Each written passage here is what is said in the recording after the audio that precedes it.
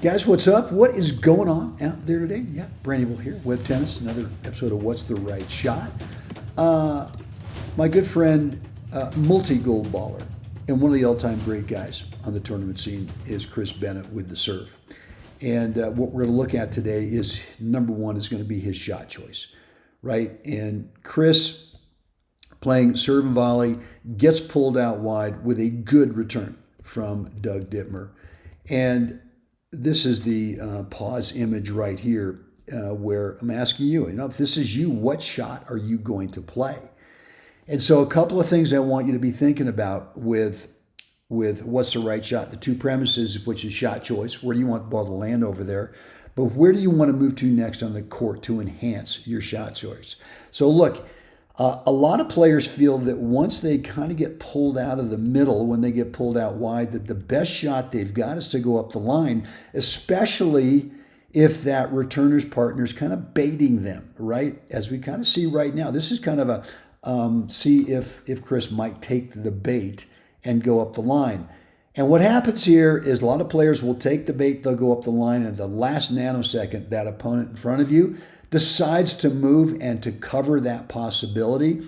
And the next thing you know is you've left, the lower 40 between you and your partner. There's no way that opponent's got to do anything more than just kind of nudge it into that open space. So what Chris does here is he takes it back cross court. And the reason I love this is a partnership play.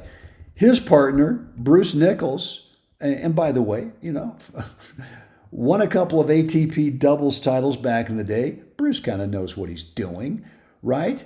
And I'm going to show you a couple of things that maybe we've been told not to do, that I'm going to tell you why we shouldn't, that I just don't believe that's true.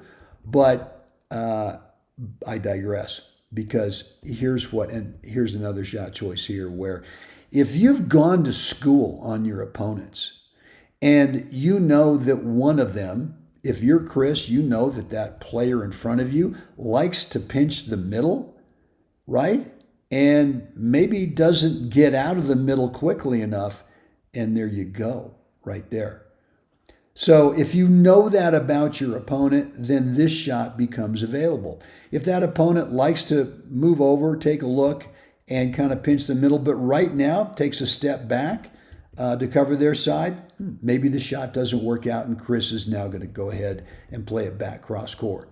So there's a lot of going to school on your opponents in terms of shot choice that you eventually know if you played someone long enough. But if you've not, first time you've ever played these guys, might take you a few games, might take you a set to really go to school on them and to know what their shot choice tendencies are, but also what their court positioning tendencies are as well.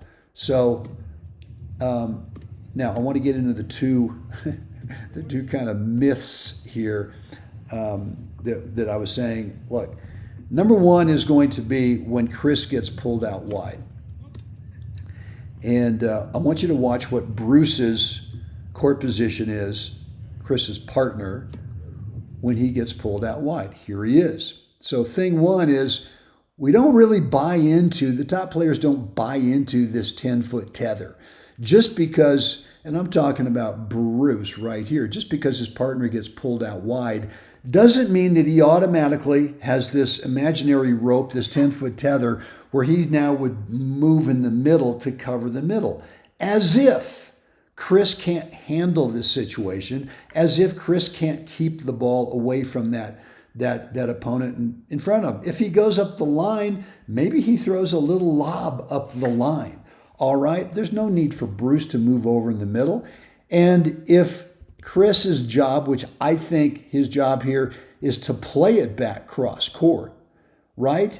Is that now, okay, Bruce doesn't need to move way over in the middle with that 10-foot tether. If he does, and now he's stuck like around the center service line, well, Doug, who's now just about to get the ball, easily goes up the line safely. And so, first of all, I don't buy into the 10-foot tether. Here's the other thing I don't buy into. Everyone says if you are Chris's partner, if you're the great Bruce Nichols, if you're the guy who won the NCAA doubles title, if you're the guy who's won two ATP doubles title, don't look back at your partner. How often do we hear that? Well, look, here's a guy who apparently thinks it's okay that they will get more information instantly about Chris's shot choice, will be able to now take a quick glance at that opponent on the diagonal and see if they're poaching and be ready, right? And if they don't, they're now in a good position where either they can move back and cover, maybe they could throw in a little fake poach, whatever it is. But I don't want you to buy into this thing. Don't ever look back. And I know I'm going to get a boatload of comments going, oh, blow, dan. I can give you dozens examples of the Bryan brothers, of great doubles players who look back. So look, don't buy into everything you hear out there just because it sounds logical, right? Okay, so I digress. So look, here's what I've got for you today. I've got this new premium version of What's the Right Shot, and it's the swing tech, it's the stroke technique.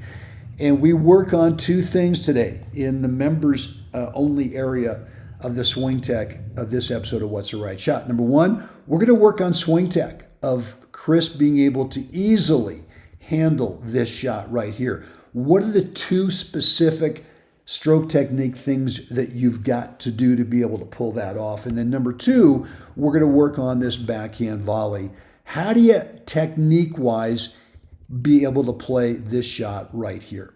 And so we're working on those two shots right there.